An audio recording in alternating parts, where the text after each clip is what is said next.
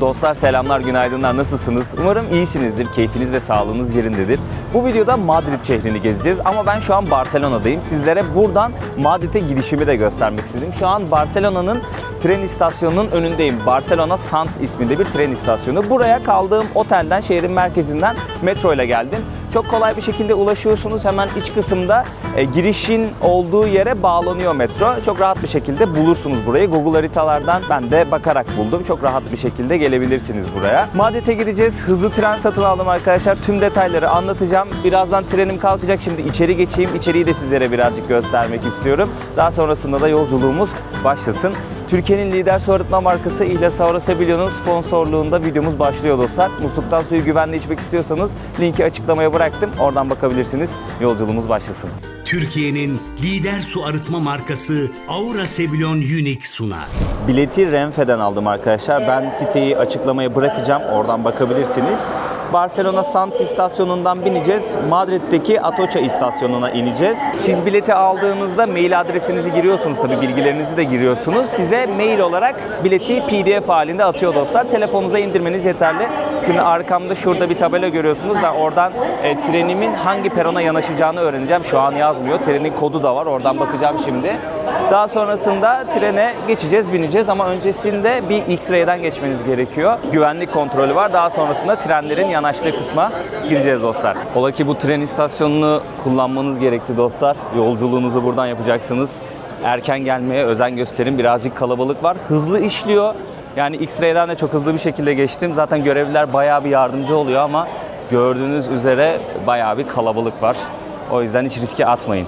Biletimi okuttum arkadaşlar. Şimdi platformun olduğu kısma doğru iniyorum. Birinci platforma trenimiz yanaşacak. Saat 9'da eğer geç kalmazsa yolculuğumuz başlayacak. Koçe dediği vagon arkadaşlar. 7. vagondayız. 15D'de koltuğum.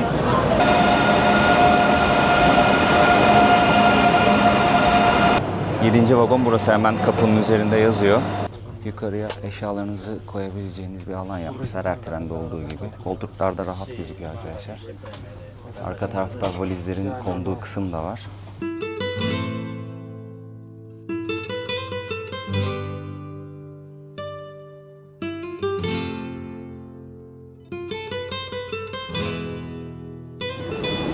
Madrid Puerta de Atocha istasyonuna ulaştık arkadaşlar. Bilette saat kaçta kalkacağı yazıyorsa o saatte kalktı dakik bir şekilde. Kaçta varacağı yazıyorsa dakik bir şekilde o saatte o dakikada vardı arkadaşlar. Rahat bir yolculuktu, güzel bir yolculuktu. O kadar güzel manzaralar izleyerek geldim ki yani yemyeşil bir alandan geçtik. Şahane köyler, kasabalar gördüm. Güzel tarlalar, bahçeler gördüm. Keyifli bir yolculuktu benim için. Sizler için de tabii ki de görüntüler aldım. Siz zaten introda izlediniz o kısmı. Madrid'deyiz. Geldik. Burası Madrid Puerta de Atocha arkadaşlar. Buradaki tren istasyonuna geldim. Şimdi buradan hızlı bir şekilde toplu taşımaya bağlanacağım. Merkeze gidip hızlı bir şekilde Madrid'i keşfetmeye başlayacağız. Heyecanlıyım. Güzel geçeceğini düşünüyorum. Bir aksilik olmazsa bu videoda bir sürprizim var. Onu ilerleyen dakikalarda göreceksiniz. Tren istasyonundan çıktım şimdi. Bayağı güzel bir hava var Madrid'de. Şahane bir hava var.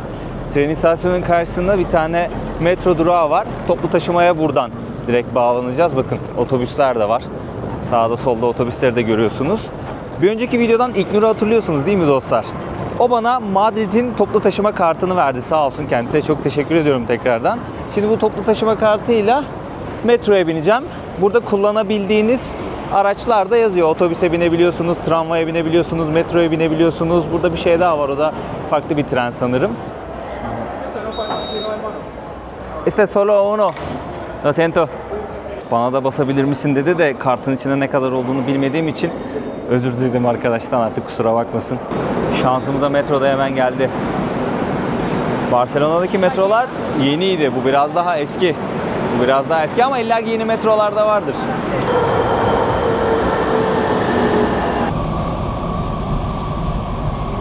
Madrid'de konaklayacağım otel burası. Biraz önce check-in yaptım. Şöyle adını da göstereyim sizlere. Çok güzel bir otel bu arada. Özellikle Barcelona'da kaldığım otele kıyasla çok daha konforlu bir otel. Şöyle bir sıkıntısı vardı Barcelona'daki otelin. Konumu mükemmeldi. Yani tam merkezde kalıyordum ama yan odadaki ses tamamen benim odanın içindeydi. Yani yalıtımı gerçekten çok kötüydü. Yani konfor olarak da ortalama bir seviyedeydi. Birazcık küçüktü ama merkeze yakınlığı sizin işinizi görüyor ya. O yüzden kafanız rahattı. Diğer şeyleri pek düşünmüyordunuz. Ama uyuma kısmı, sağlıklı uyuma kısmı birazcık sıkıntılıydı. Çünkü bayağı bir ses geliyordu diğer odalardan. Buranın geceliği 120 euro arkadaşlar. Konforlu bir otel. Tek sıkıntısı birazcık uzaktayız merkeze. Havalimanına yakın bir tarafta bulabildim. Yani ben bu oteli tuttuğum o günlerde 2-3 gün boyunca araştırdım. Ne yazık ki otel fiyatları inanılmaz uçuk seviyedeydi. Özellikle merkeze yaklaştıkça fiyatlar inanılmaz artıyordu. Bu durum beni tabii ki birazcık daha merkezin dışında bir yerde konaklamaya itti. Tek sıkıntısı merkeze ne yapacağız? Toplu taşımayla gideceğiz.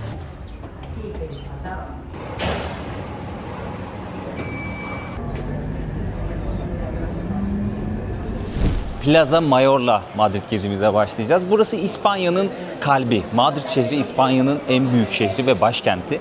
Ülkenin kalbi diyebilirim burası için. Ve şehrin kalbine geldim direkt. Gezimize buradan başlayalım istedim. Plaza Mayor'dayım, yani ana meydan olarak geçiyor. Burası böyle dört tarafı binalarla çevrili bir meydan arkadaşlar. Ama şehir öyle bir dizayn edilmiş ki, bak büyük ihtimalle polis geliyor, o yüzden hemen bak görüyor musunuz sistemi? Topladılar, kaçacaklar. Büyük ihtimalle polisin geldiği haberi geldi. Çok hızlı bir şekilde gelip el koyuyorlarmış. Acayip hızlı davranıyorlarmış bu konuda. Ne diyordum? Ya bu çevrede, şehrin merkezinde yürüdüğünüz zaman sokaklarda her sokak buraya çıkıyor diyorlar. Bilmiyorum, gezip görüp keşfedeceğiz arkadaşlar. Bütün bu törenler, kutlamalar, anmalar vesaireler, festivaller, konserler hepsi Plaza Mayor'da yapılıyormuş arkadaşlar. Hemen şurada da Plaza Mayor yazısını görüyorsunuz ve üzerinde bir arma var. Buranın tarihi 1619 yılına dayanıyor. Şu an ekranda gördüğünüz Kral 3. Filip kendisinin döneminde yapılmış ve kendisinin anıtı da meydanın hemen ortasında büyük bir anıtı var arkadaşlar. O dönemlerde de böyle şenlikler, festivaller falan hep bu meydanda kutlanıyormuş. Pazarlar vesaireler bu meydanda açılıyormuş ve bunun yanı sıra çok ilginç bir şey okudum. Burada boğa güreşleri yapılıyormuş. Bu meydanda, şu an bulunduğumuz bu meydanda boğa güreşleri yapılıyormuş. Bugünse bu kırmızı binalar, yani kırmızıya kaçan birazcık kiremit rengindeki binalar insanların ilgisini çekiyor. Ve tabii etrafımızda şu an bir sürü kafe ve restoran var arkadaşlar. İnternette buranın 9 ayrı kapısı olduğu yazıyordu. Yani 9 farklı yerden bu meydana giriş yapılabiliyormuş. Ben sadece 6 tanesini saydım. Hemen şöyle arkamda kapıları görebiliyorsunuz. Köşelerde genellikle kapılar. Belki orta yerden de birkaç tane giriş vardır. 9'a tamamlanıyordur. Ben henüz görmedim.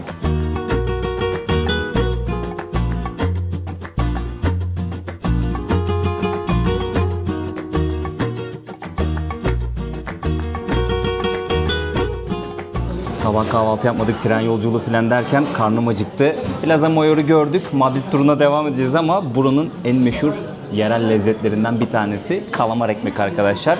Hemen size İspanyolca nasıl söyleniyor onu da söyleyeyim. Bocadillo de calamares olarak geçiyor. Oturup yerseniz bunun fiyatı 5 euro arkadaşlar. Eğer alır giderseniz, dışarıda yerseniz 4,7 euroya satıyorlar. Çok güzel bir restoran buldum hemen Plaza Mayor'un orada. Baye de Tietar isminde. Şöyle göstereyim. Siz şu an menüyü görüyorsunuz. Fiyatlar fena değil. Tam merkezi bir yerde yiyeceğiz bunu. Buranın yerel lezzetlerinden bir tanesi kalamar ekmek arkadaşlar. Sos vesaire bir şey getirmediler. Şöyle bir baget ekmeğin arasına kızartılmış kalamarı koymuşlar. Hemen bir tadına bakalım. İspanya'ya geldiğimden beri her gün kalamar yiyorum. Hepsi de birbirinden lezzetli. Bu da çok lezzetli. Ama şu tam olarak bizim ağız tadımıza uygun. Ekmek arası kalamar. Bir de bizde böyle bir kalamar sosu yaparlar ya, dereotlu falan. Müthiş olur. Bu da gayet lezzetli arkadaşlar. Burayı da ayrı bir beğendim ha. 1962'den beri burada işliyorlar. Otantik bir ortam var yani. Arkadaşlar sizlere bir sürprizim var demiştim. Kendisi geldi. Yana'yı hatırlayanlar vardır. Yana Reis, Kolombiya'da tanışmıştık kendisiyle, Cali'de tanışmıştık ve birkaç videoma konuk olmuştu. O günden beridir de dostluğumuz sürüyor. Hatta kendisi arkadaşlarıyla İzmir'i ziyaret ettiğinde ben gezdirdim kendilerini. Beraber böyle gezdik dolaştık. Onlara güzel bir plan da yapmıştım. Daha sonrasında Çeşme'ye gittiler. Orada tatil yaptılar. Çok beğendiler. Şimdi Madrid'de buluştuk. Teyzesi burada yaşıyormuş kendisinin. Granada'da okuyor. Madrid'e benim için geldi. Beni ziyaret etmek için geldi. ¿Cómo estás? ¿Todo bien? Sí, sí. Todo perfecto. Todo perfecto. Şehrin bir başka önemli noktası, önemli bir meydandayız şu an. Puerta del Sol, yani Güneş Kapısı diyorlar buraya. Eskiden Madrid şehrinin kapılarından bir tanesi buradaymış. O yüzden sanırım bu ismi vermişler. Plaza Mayor gibi bayağı bir canlı burası da.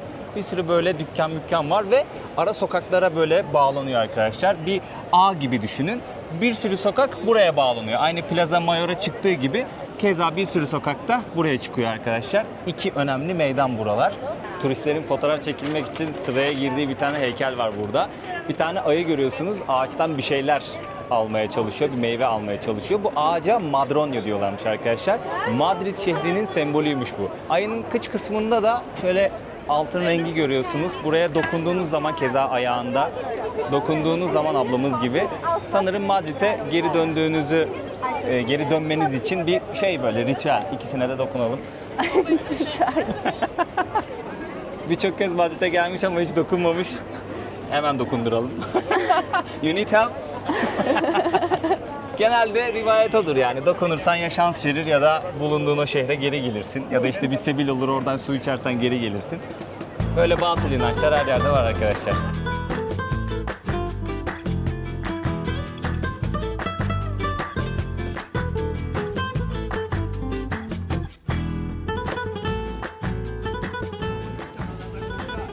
Şehrin merkezinde gezerken her bir köşede ayrı tarihi eserleri görüyorsunuz. Yani binalar, anıtlar, sokaklar. Her biri ayrı bir tarih. O yüzden gezmesi keyifli bir şehir gibi duruyor. Şu anda çok ilginç bir yere geldik. Şöyle sizlere etrafımı göstermek istiyorum. Kraliyet Sarayı'nın olduğu tarafa doğru gidiyoruz ama öncesinde bizi bir bahçe karşıladı.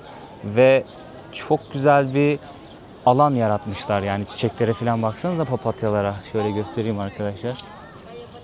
Çiçekler falan harbiden çok güzel.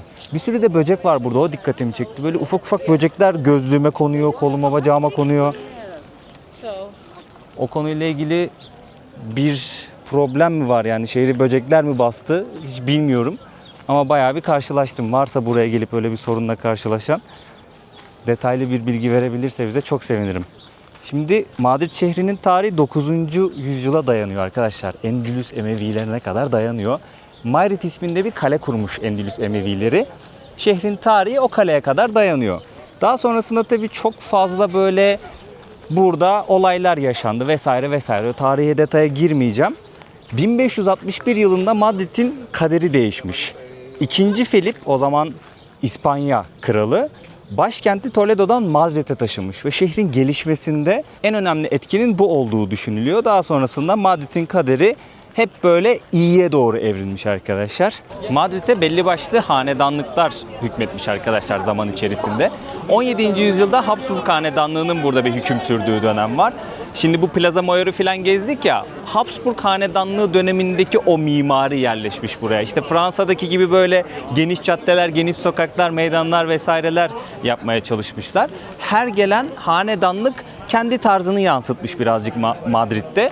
Onun aslında zenginliğini görüyorsunuz gezerken. Yani bu binalar, sokaklar, caddeler, her cadde sokak bir yere giriyorsunuz, tamam mı? Tam böyle yürüyorsunuz, tak bir meydana açılıyor. Oradan başka bir meydana bağlanıyorsunuz. Hani böyle harbi meydanlar şehri gibi bir şey olmuş.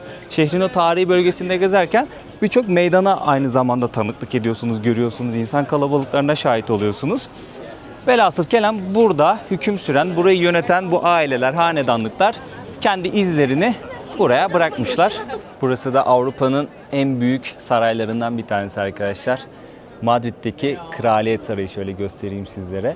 Resmi olarak kraliyet ailesi burada kalıyor. İşte resmi törenler olsun, yabancı liderleri karşılama olsun vesaire vesaire burada gerçekleştiriliyormuş. İçerisinde 3418 tane oda olduğu yazıyordu internette. Yani 3400'den fazla diye de not etmişler bazı kaynaklarda. Anlayacağınız bayağı büyük bir saray arkadaşlar. 17. yüzyılda burada Müslümanların yaptığı bir kale varmış. Yangında yanmış, kül olmuş. Daha sonrasında onun tam olarak olduğu yere bu Kraliyet Sarayı'nı yapmışlar. Bugün de insanlar isterlerse eğer bilet alıp Kraliyet Sarayı'nı ziyaret edebiliyorlar. Do you remember some Turkish? Çok güzel. Çok güzel. Another? Çok güzel. 1, 2, 3, 4, 5, 6, 7, 8, 9, 10. I love So- Istanbul. How was your experience of Turkey when you visit? I really loved it. The people were very friendly, the food was delicious. And Istanbul is like a whole world. So chaotic, but at the same time it feels organized. And how about Çeşme? You stay a couple Çeşme. days of Çeşme. You enjoy, as I remember. Yeah, we loved it. We didn't find a good beach till like the last 2 days. And the best beach was the nearest, like it was very close to the city. So what is your favorite place in Turkey? I think Istanbul. Istanbul. Yeah. Which part of Istanbul? Kadıköy. Kadıköy. Abi herkes Yeah. bayılıyor Kadıköy'e ya. Çok güzel. It's my favorite. Baksanıza bak, çok güzel değil mi ya? Caddelerin, sokakların adını bu tarz böyle seramiklerle yazmaları.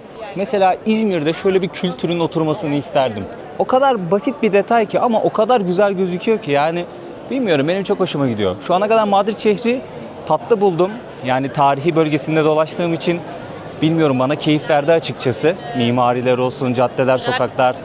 Yani çok Avrupa'ya aşina olmayan birisi olarak İlginç buldum açıkçası. Burada da bir şeyler oluyor ama Venezuela bayrağı o galiba.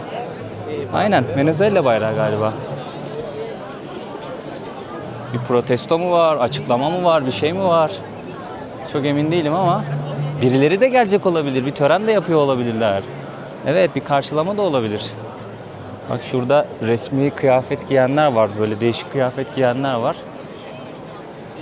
Venezuela'dan yetkililer gelecek. Abinin boya posa bak. Maşallah var abinin ha.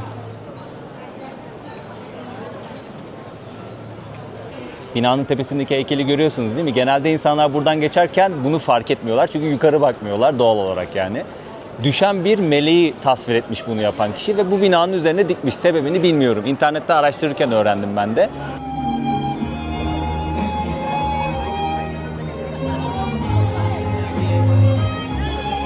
Bir tane hediyelik eşya dükkanı gezelim beraber.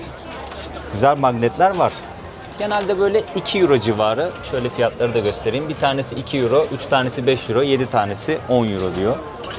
Değişik değişik magnetler var. Hem İspanya ile ilgili, hem Madrid ile ilgili. Bakın o görmüştük ya. Oso i Madronio. Okuyamadım bir an. Ve bazıları indirim de yapıyor. Mesela biraz alışveriş yapıyorsunuz, indirim de yapıyorlar. Bir sürü magnet var. Çeşit çeşit magnet var. Tabii sadece onunla sınırlı değil. Şöyle içeriği göstereyim size. Çok farklı hediyelik eşyalar da var. Tamamen turistlerin ilgisini çekecek şeyler. Burada böyle ufak çantalar var. Bir tanesi 4 euro diyelim. 3 tanesi de 10 euroymuş bu ufak çantaların. İspanya'daki meşhur abanikolar. Şöyle göstereyim arkadaşlar. 7,5 euroymuş tanesi. Farklı farklı çeşitleri, desenleri de var. Şöyle göstereyim sizlere. Bunlar da çocuklar için olanı, ufak olanlar. Tanesi 2,9 euro bunların da. Burada çok güzel tişörtler var. Buradan hatıra almak isterseniz böyle bir sürü üzerinde Madrid baskıları olan tişörtler var arkadaşlar ama fiyat göremiyorum. Var mıdır fiyat diyecektim. Burada 20 euro. 3 tanesini 50 euroya bırakıyorlar şu tişörtlerin. Yani kalite olarak çok iyi diyemeyeceğim. Kötü de değil. Ortalama bir kalite. Kumaşı fena da değil aslında. Şu tasarımları da işte bak, bu baskı mesela. Ben bu baskıyı sevmiyorum. 9 euroya farklı farklı desenli ve tasarımlı kahve kupaları satıyorlar arkadaşlar. Şu ufak olanları 8 euro. Gayet güzelmiş bak bunlar. Şehrin en güzel yanı, gezilip görülecek yerler hep böyle birbirine çok yakın. Yani yürüyorsunuz, dolaşıyorsunuz, bir daha aynı noktaya geliyorsunuz. Yani kendinizi çok yormadan belli bir alan içerisinde birçok şeyi görebiliyorsunuz. Zaten tarihi şehrin etrafında genelde biz turistler olarak dolaşıyoruz. Tabii biraz daha yerel, lokal yerlere gitmek isteyenler varsa ona göre bir araştırma yapıyor, ediyor vesaire. Oraları da ziyaret ediyor. Burası çok güzel bir cadde. Trafik akıyor bir yandan ama insanların da böyle yürüyebileceği geniş kaldırımlar var burada. Hemen sol taraftan devam ederseniz yine o meydana bağlanıyorsunuz. Burada her sokak bir meydana bağlanıyor. Yani beni en çok şaşırtan şeylerden biri oldu. Bu kadar fazla meydan olacağını hiç düşünmemiştim Madrid'de. Barcelona gibi değil yani. Gerçekten şehir yapısı çok farklı. En azından şu ana kadar gördüğümü ben sizlere anlatıyorum. Gran Via bu caddenin ismi. Metro durağı da var burada. Yani Gran Via metro durağına gelirseniz tamamen şehrin merkezine inmiş oluyorsunuz arkadaşlar. Burası ticari bir alanmış. Böyle bir sürü böyle iş yerleri, ondan sonra dükkanlar vesaireler. Aynı zamanda eğlence sektörünün de döndüğü yermiş. Burada bir tane tiyatro var da bulamadım onu. Flamenco gösterileri yapılıyormuş orada. Tam olarak ne tarafta kalıyor bilmiyorum. Böyle lüks mağazalar vesaireler var. Şöyle caddeye çıktım biraz ama arabalar korna çalmadan hemen kaldırıma geri dönelim. Bilmiyorum, Madrid şaşırttı beni ya. Barcelona'daki ortamdan biraz daha farklı hissettim buraya geldiğim andan itibaren.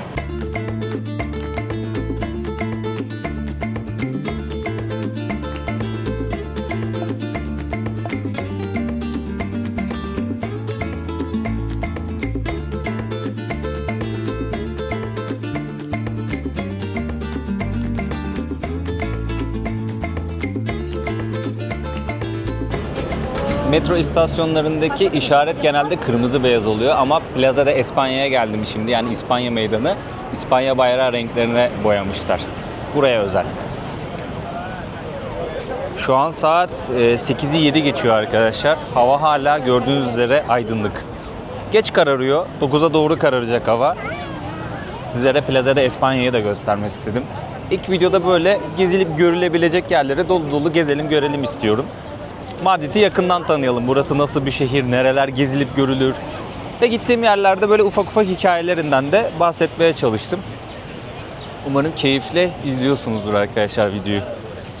Videoyu beğenirseniz, yorum atarsanız, kanalıma abone olup desteklerseniz de çok sevinirim. Elimden geldiğince gittiğim yerleri sizlere tanıtmaya çalışıyorum ve gezi rehberleri hazırlıyorum. Yani yolu buraya düşen olursa nereyi gezebilir, nereyi görebilir, nasıl halledebilir, bir yerden bir yere ulaşmak nasıldır, yemek fiyatları, içecek fiyatları ne kadardır, pahalı mıdır, ucuz mudur?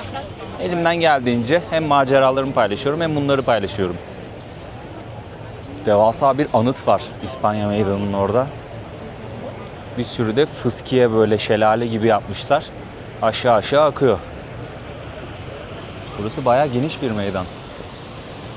Gran Via caddesi var ya, oradan aşağı doğru yürüyün, buraya bağlanacaksınız arkadaşlar. Gran Via'nın olayı da böyle yüksek binalar, iş merkezleri vesaireler. Şu binaya doğru yürüdüğünüz zaman zaten şu iki binayı konum alıp yürüdüğünüz zaman buraya ulaşıyorsunuz. Yani Madrid açıkçası beni yormadı. Çünkü hello, how are you? El sallıyorlar ama kameraya çok fazla yanaşmıyorlar. Çaktırmadan el sallıyorlar ama görmüyorum zannediyorlar da görüyorum tabii ki. Kamerayı seven varsa konuşurum ama genelde böyle kaçıyorlar. Ne diyordum? En azından bugün gezdiğimiz yerler birbirine çok yakındı. O yüzden yine bayağı bir adım attım. Bir sürü sokağa girdim çıktım. Tekrardan aynı yerlere bağlandım. Ama nispeten daha rahat ve az yorucu bir gündü. Anıtın arka tarafına geldiğimizde tanıdık iki isimle karşılaşıyoruz arkadaşlar. Cervantes'i bilirsiniz. Çok meşhur bir yazardır kendisi. Şöyle oturarak tasvir etmişler kendisini. Oturur vaziyette elinde bir kitap var. Büyük ihtimalle Don Quixote kitabını tutuyor. Hemen önünde atına binmiş Don Quixote, şövalyeyi görüyoruz arkadaşlar. Hemen onun yanında da Sancho Panza, onun sadık yardımcısı, eşeğinin üzerine binmiş vaziyette. Yani Cervantes, Sancho Panza ve Don Quixote'u burada anıt olarak buraya koymuşlar arkadaşlar. Yani anıtın bir parçası haline getirmişler. Heykellerini koymuşlar. Bayağı da büyük. Plaza España'ya geldiniz ya, Google haritalardan Debot Tapınağı'nı bulun arkadaşlar. Şöyle göstereceğim. Şu işaret koyduğum nokta, bakın manzara izleme noktası. Templo de Debot Viewpoint yazıyor. Şöyle göstereyim. Buradan gün batımını izleyeceğiz. Bir baktım kalabalık buraya doğru yürüyor. Dedim gün batımı noktası biraz daha ileride anlaşılan. Buraya doğru ince ince yürüdüm şimdi. Bak piknik yapıyorlar gençler, görüyorsunuz değil mi? Bayağı bir genç var buralarda. Böyle oturmuşlar, vakit geçiriyorlar, takılıyorlar, müzik dinliyorlar. Tapınak burası bu arada. Orada 2 tane görevli bekliyor. İçeri girmek yasaktır belki de. Çok emin değilim. Bak ne güzel ya, yere bir şeyler seriyorlar. Oturuyorlar, bir şeyler yiyip içiyorlar, sohbet, muhabbet. Maksat sosyalleşme. Budur abi, hayat bu zaten ya. Hayat gerçekten bu yani. Eşinle, dostunla, sevdiğinle şöyle bir gün batımı manzarasında bir şeyler yudumlayacaksın, sohbet edeceksin. Havanın tadını çıkaracaksın. Yemin ediyorum bütün dünyanın yükü, stresi, derdi, kavgası, gürültüsü bizim omuzlarımızda ya. Yeter artık, ben kendi insanımın da bu şekilde rahat bir hayat yaşamasını istiyorum ya. Vallahi yeter ya. Ne kadar kalabalık lan bura. Şeye benzettim bak, Kale Meydan'a benzettim, Sırbistan'daki, Belgrad'daki. Orası da bir sıralar benim evimdi ya. Belgrad'da gezerken orada kalıyordum. Oraya çadır atıyordum ben. İnce ince şöyle manzara noktasına geldim. Biraz yüksekteyiz, fark ettiniz değil mi bak. Şehrin aşağıda kalan kısmı.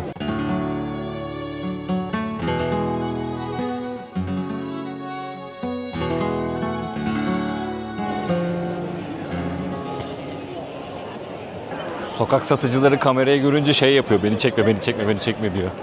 Doğal olarak telaşlanıyor onlar da. Yapacak bir şey yok. Ekmek parası yani. Burada polisten kaçıyorlar. Bir şekilde hayata tutunmaya çalışıyorlar. 6 kapı saymıştım burada. Bir tane daha gördüm ileride. Hatta şurada da var sanırım 8. Is there? nine gates in this Plaza Mayor. You know? Yemin ediyorum kızı tarih sınavında sınavında tutuyorum. Soru yağmurunu tutuyorum sabahtan beri. Sanki buralı. Probably. Okay. Belki diyor. Abi her kafe dolu ya. Her restoran dolu. Yani 1-2 tane masa boş görüyorsunuz sadece. Birçok yerde insanlar sıra bekliyor. Özellikle böyle birkaç tane meşhur restoran kaydettim. Yer bulabilirsem eğer bir sonraki videoda göreceksiniz arkadaşlar. Ama bulamazsam da kendi bulduğumu sizlere göstermek isterim. Belki de daha iyi olur yani. Farklı bir yer keşfetmiş oluruz. Ama her yerde bir sıra var ya, restoranlarda, kafelerde. Tabii merkez ve çevresi için bahsediyorum. Arkadaşlar şimdi çok güzel bir tapas restoranına geldik. Daha doğrusu çok lokal ve ufak bir tapas restoranı ama hep gençler var etrafımızda. Siparişimizi verdik. Önden şöyle turşu getirdi. Bu kırmızı biber, önde domates var. Araya da peynir sıkıştırmış bir kanepe. Şöyle bir tadına bakalım. Hafif acı biber ama çok lezzetli. Tapas kültürünü Barcelona'dan hatırlıyorsunuz. Ortaya bir şeyler söylenir, herkes içeceğini söyler. Bir yandan böyle sohbet edersin, içeceğinden yudumlarsın, bir şeyler atıştırırsın vesaire. Gracias. Hola. Şu tabağı göstermek istiyorum sizlere. Humus tabağı söyledik. Aman aman aman. Domates geldi. Humusumuz var, domatesimiz var, cipsimiz var ve şu şekilde galeta verdi abimiz. Bayağı güzel bir tabak hazırlamış ha. Humusla avokadoyu karıştırmış abi. Öyle bir meze elde etmiş.